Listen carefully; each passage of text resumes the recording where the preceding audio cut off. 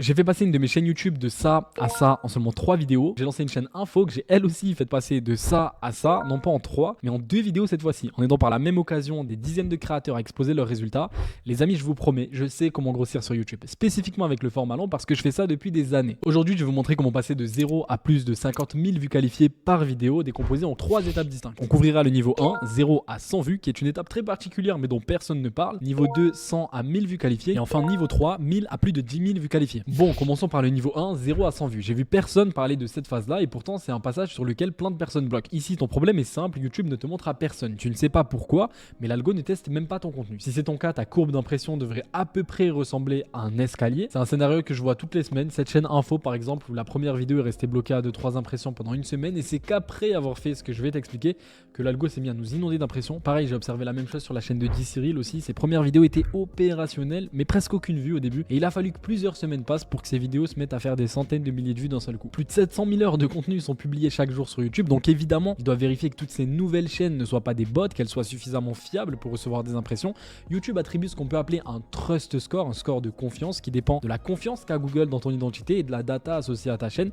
Et tant que ce score de confiance est trop bas, eh bien, ton accès aux impressions reste limité. Du coup, le levier ici, c'est de monter ce trust score. Il y a 4 choses à faire pour ça. Premièrement, associer ta chaîne à un Gmail actif qui a de la data, de l'historique. Beaucoup créent un nouvel email juste pour leur chaîne. Problème, zéro historique, zéro data, nouvelle adresse plus nouvelle chaîne égale profil suspect. Donc, privilégier un Gmail actif qui a déjà plusieurs mois d'historique, ça rassure l'algorithme.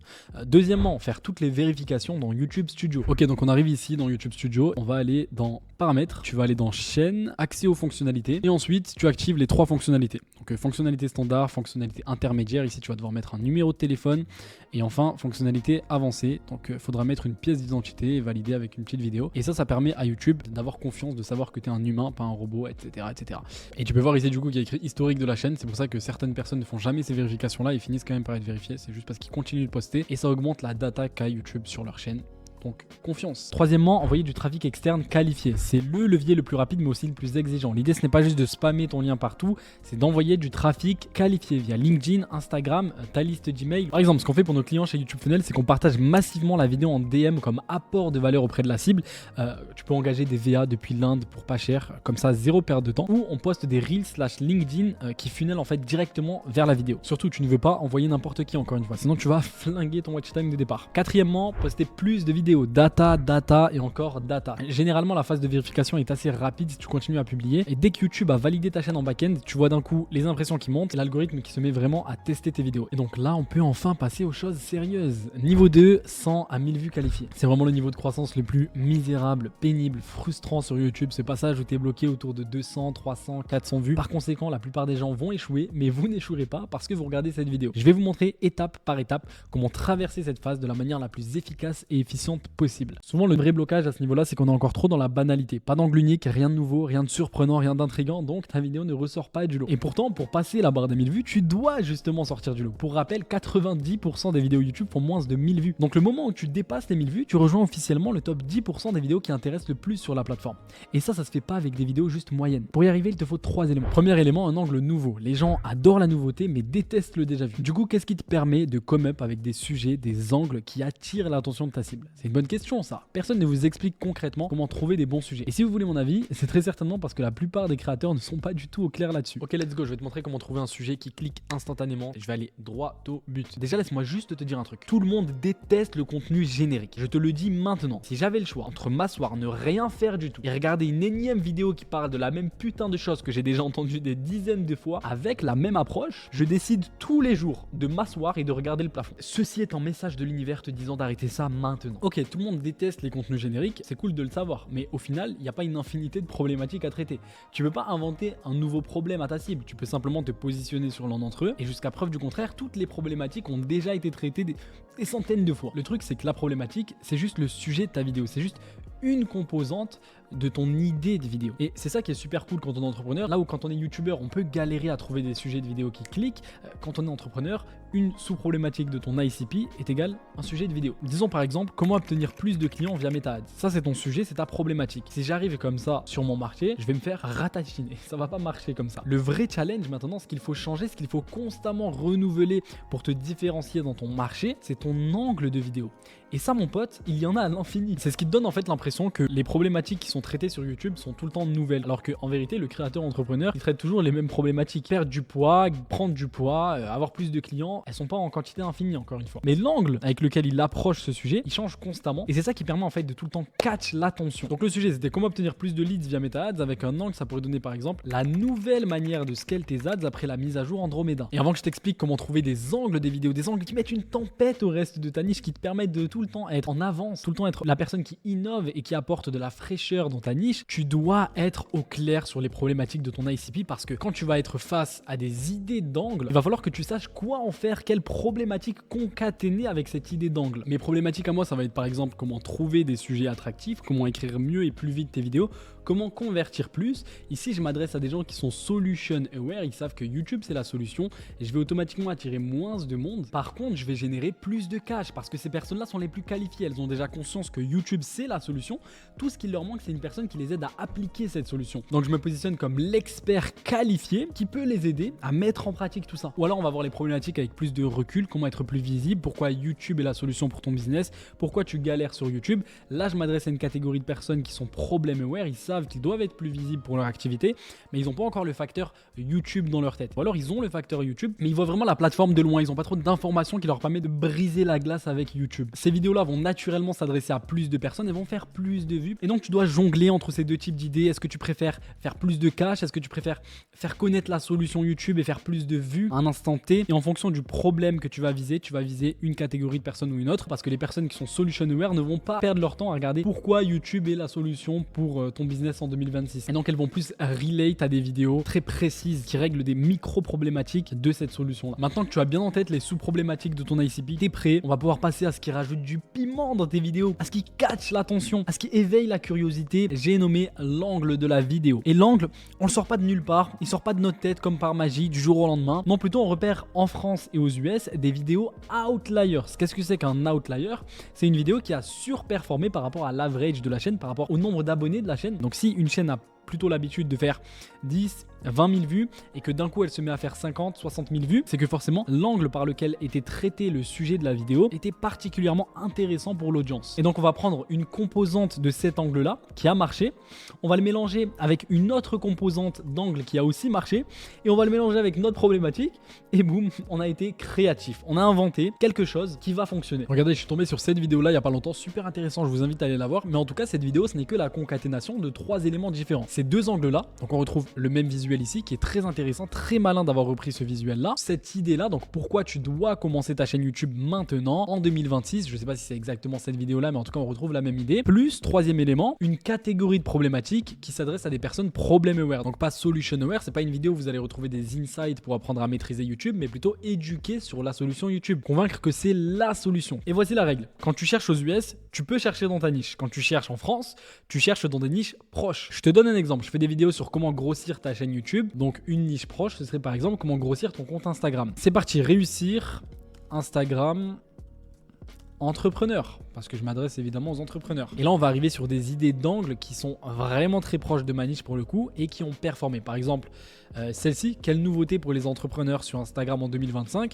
Moi, ce serait quelle nouveauté pour les entrepreneurs sur YouTube en 2025? Boum, 18 000 vues. Il y a un mois, la chaîne fait en average 2000 vues, 4000 vues, 5000 vues. Donc clairement, c'est un outlier. C'est l'une de ces vidéos qui a le mieux performé récemment. On peut voir que sur la miniature, il y a écrit Instagram a changé. Je pourrais mettre YouTube a changé. Et là, j'ai un format winner, j'ai un format prouvé. 2, une autorité évidente. Pourquoi toi? Pourquoi est-ce que toi, tu es légitime pour parler de ce sujet-là maintenant? Qu'est-ce qui te rend plus crédible que les centaines d'autres créateurs de ta niche? Ton autorité, elle doit être évidente, même sans te connaître. Faut qu'on sente que tu es dans les tranchées. Ça peut être via ton titre, mais ça peut aussi très bien être via ta miniature ou même ton intro de vidéo. Troisièmement, une vidéo qui délivre exactement ce qu'elle promet. Et ça, c'est probablement le point le plus important. Pas de déception, pas de glissement de sujet, pas de généralité, uniquement de la pertinence. Si ma première vidéo info a aussi bien fonctionné, c'est pas un hasard. Le produit était tellement bon, les informations tellement au-dessus de ce qui existait déjà dans la niche YouTube Growth que les créateurs se la partageaient entre eux. Ils la regardaient, la re-regardaient, la recommandaient et c'est ça qui crée un vrai effet viral. Maintenant, pose-toi une question honnête. Si tu partages des banalités sur lesquelles 90% de ton marché est déjà éduqué, qui va partager la vidéo, qui va la re-regarder et qui va rester 30 ou 45 minutes dessus ne serait-ce qu'une seule fois? Perso, quand j'écris une vidéo, je me pose toujours cette question. Est-ce que cette vidéo pourrait faire partie d'une mini formation Logic, un petit produit pour lequel les gens seraient prêts à payer et obtiendraient des résultats juste en appliquant ce qu'il y a dedans? Si la réponse est non, alors tu dilues ta valeur perçue et dans ce cas-là, il ne vaut mieux pas poster. Niveau numéro 3, 1000 à 10 000 vues qualifiées. Et on va commencer par étudier. Ici, tu veux lire tes analytics avant de faire quoi que ce soit. Donc c'est parti, on va identifier ensemble ton problème majeur et ensuite on verra les actions à mettre en place. Étude numéro 1, comprendre les métriques YouTube Studio. Sur YouTube Studio, tu as accès à 3 métriques fondamentales. Je ne vais pas te les expliquer parce que je pense que tu les connais déjà toutes.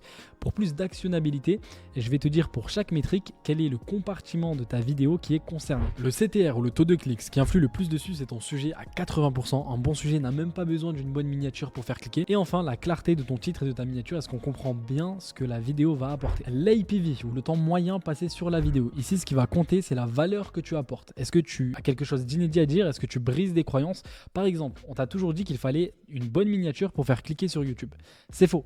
Si tu as un bon sujet, même une miniature brouillonne n'empêchera pas les gens de cliquer. Voilà, là je viens de briser une croyance, ça te rend instantanément meilleur et c'est pour ça que la méthode est efficace. Et enfin, la courbe de rétention, elle te montre où les spectateurs quittent la vidéo majoritairement. Et si tu vois une chute importante, il faut revoir la structure de ta vidéo. Étape numéro 2, analyser tes métriques pour savoir quoi faire. Scénario 1, ton CTR est supérieur à 7%, mais ton APV est bas. Par exemple, moins de 40% sur une vidéo de 5-10 minutes. Ça signifie une chose, les gens cliquent, mais ce qu'ils trouvent après le clic ne satisfait pas leurs attentes. Si ta rétention à 30 secondes est en dessous de 60-70% et que tu observes une chute importante, par exemple de 10% en moins de 30-60 secondes, ce que tu dois travailler pour franchir la barre des 10 000 vues, c'est le fond et la structure narrative de ta vidéo. Mais maintenant, comment est-ce que tu écris un script qui retient, qui accroche les spectateurs pendant toute la durée de la vidéo? J'ai écrit des dizaines et des dizaines de scripts à plus de 60% de rétention, analysé les scripts des top créateurs à travers toutes les niches et ils suivent tous exactement le même processus d'écriture. Maintenant, avant d'entrer dans le framework d'écriture de script, il y a une première composante critique que tu dois comprendre et cet élément à lui seul va faire level up ton écriture de script de façon massive. Au fond, les réseaux sociaux, ça tourne juste autour d'une chose: hacker la psychologie humaine. C'est littéralement tout le game des réseaux sociaux, l'élément constitutif le plus important de la création de contenu. Mais cette psychologie du contenu se résume réellement à un seul et unique principe: attente versus réalité. Les attentes sont ce que les gens pensent qu'il va se passer, la réalité c'est ce qu'il se passe réellement. Quand la réalité bat les attentes et que les choses se passent mieux que ce à quoi on s'attendait, les gens sont heureux, ils continuent à regarder et tu gagnes. Quand les attentes battent la réalité et que les choses sont moins bien que ce à quoi on s'attendait, les gens ne sont pas contents, ils arrêtent de regarder et tu perds. C'est vraiment aussi simple que ça, c'est le principe premier de la psychologie de contenu. Je commence par là parce que comprendre ce concept psychologique attente versus réalité va influencer chaque décision que tu prends quand tu écris un script. C'est vraiment là que réside le secret. Si tu comprends ça, le processus d'écriture dans lequel je m'apprête à entrer devient beaucoup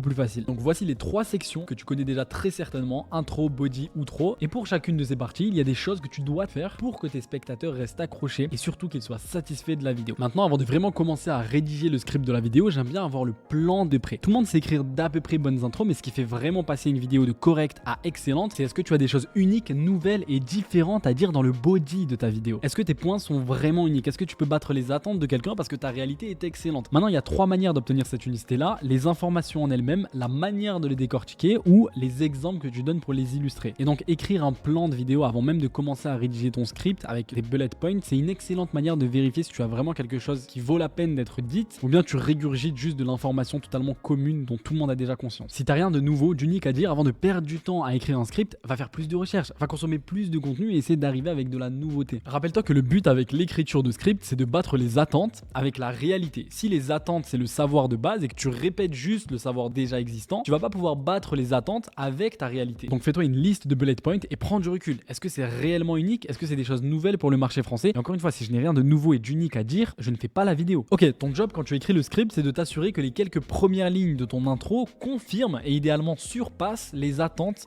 posé par le titre. C'est ce qu'on appelle la confirmation du clic et c'est l'un des principes les plus importants pour gagner sur YouTube. Si MrBeast fait une vidéo qui a pour titre "J'ai passé 100 heures dans les pyramides", on s'attend à ce qu'il soit dans les pyramides. Donc pendant les quelques premières secondes de la vidéo, il va être à l'intérieur des pyramides pour matcher avec nos attentes. Maintenant, pour dépasser les attentes qu'on avait en cliquant sur la vidéo, il va en plus rajouter "J'ai aussi un accès inédit à une salle secrète qui n'a encore jamais été explorée". Et c'est ce procédé-là, le fait de matcher avec les attentes et de en plus les dépasser, qui hook le spectateur. Et enfin, ajouter de la preuve. Bon, celui-ci c'est le plus connu, mais pourquoi est-ce que les gens peuvent avoir confiance en ta méthode? Donc si ma vidéo c'est 37 minutes de pure valeur pour réussir sur YouTube, pendant les premières secondes de la vidéo je vais montrer que j'ai réussi sur YouTube et puis ensuite je vais dire un truc du style "Aujourd'hui je vais vous montrer étape par étape comment faire pareil, on va aller droit au but, confirmation du clic, les gens ne se sentent pas arnaqués". Mais maintenant, comment est-ce que je fais pour dépasser les attentes des spectateurs et m'assurer de hook un maximum de personnes? C'est super simple, je vais essayer de créer un contraste avec leur base de données actuelle. Je m'explique. Quand quelqu'un clique sur ta vidéo, il a un savoir de base, une base de données, et ce qu'il fait cliquer sur ta vidéo, c'est qu'il espère qu'il y ait une nouvelle information qu'il n'a pas encore en sa possession et qui lui permettent de débloquer la prochaine étape. Donc pendant les premières secondes de la vidéo, je vais lui annoncer clairement que la vidéo ne va pas du tout ressortir des éléments qu'il a déjà dans sa base de données. Donc ça va être un truc du style, on ne parlera ni de miniature, ni de hook, ni de toute autre chose qu'on fait que te répéter à longueur de journée. Aujourd'hui, on va parler de ce qui compte réellement pour réussir sur YouTube. Tout de suite après avoir confirmé le clic, j'ai commencé à monter les attentes qu'ils avaient envers la vidéo et maintenant ils ont besoin de savoir si elle va vraiment être à la hauteur. Donc la première partie de ton body joue un rôle crucial. Tu dois d'entrée de jeu commencer à battre leurs attentes. C'est typiquement l'un des moments où les créateurs perdent le plus de spectateurs parce qu'ils ont monté les attentes et le premier élément qu'ils donnent dans leur body ne sort pas du tout du commun. Donc le second meilleur passage de ta vidéo doit arriver en première position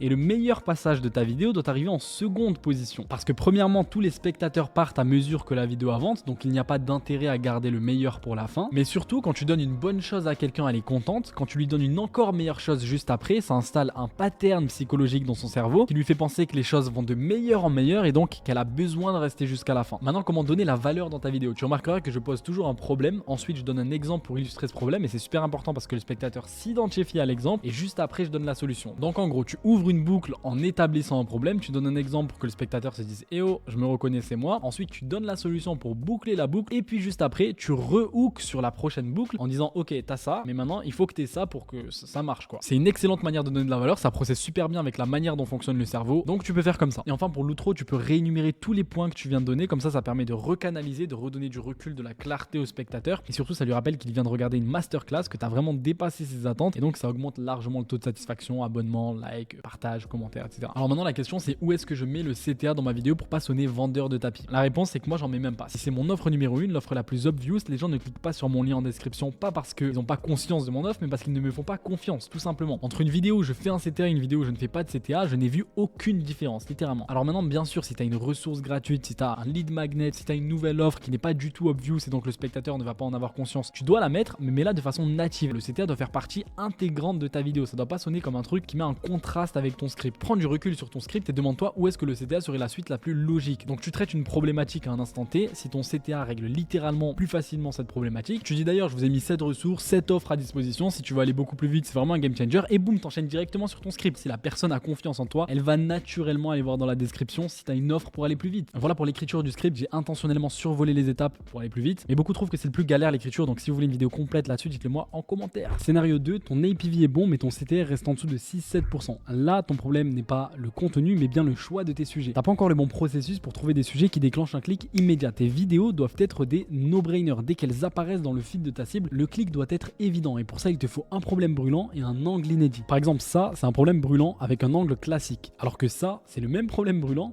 mais avec un angle nouveau. Voilà pour les paliers. Résumons. Palier 1, augmenter ton trust score pour activer les impressions. Palier 2, clarifier ta promesse et te différencier. Palier 3, analyser tes métriques et optimiser ta structure. Si tu as des questions, envoie-moi un message sur Instagram, il est juste en bas. Abonne-toi, je continue de documenter tout ça. Tchuss.